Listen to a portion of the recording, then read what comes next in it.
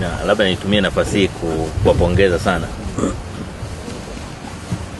na kuwashukuru uongozi wa Wizara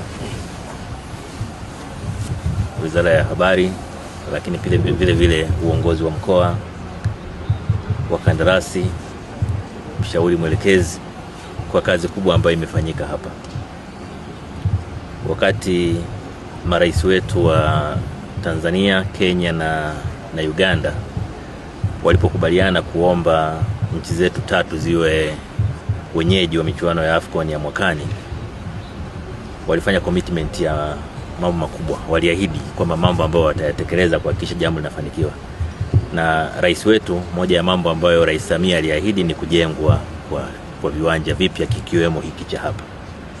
Na hiyo ndio iliyopelekea tukakubaliwa, kwa sababu uongozi wa CAF ulijua kwamba ahadi zile zimetolewa na watu wazito. Na kwa bahati nzuri wakati huo mimi nilikuwa balozi wa Tanzania Misri, ambapo ndio kikao cha mwisho cha CAF kilifanyika kufanya uamuzi.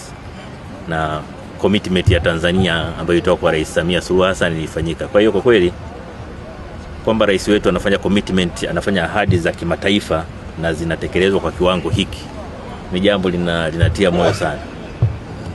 Kwa kweli nawapongeza kwa kazi nzuri ya kusimamia ahadi ya rais, lakini vile tunamshukuru rais mwenyewe kwa kusimamia kuona kwamba fedha zinapatikana, lakini pia wakandarasi wenye uwezo wanapatikana, lakini pia maelekezo ya rais ya kuhakikisha kwamba jambo hili linasimamiwa vizuri. Nitumie nafasi hii kutoa wito tu wa agizo alilotoa Mheshimiwa Rais kuhusu kukamilika kwa hizi barabara zinazokuja hapa. Ni muhimu agizo la rais lifanywe kazi kwa nguvu sana, kuhakikisha kwamba tunalinda heshima ya nchi yetu, lakini pia heshima ya rais wetu.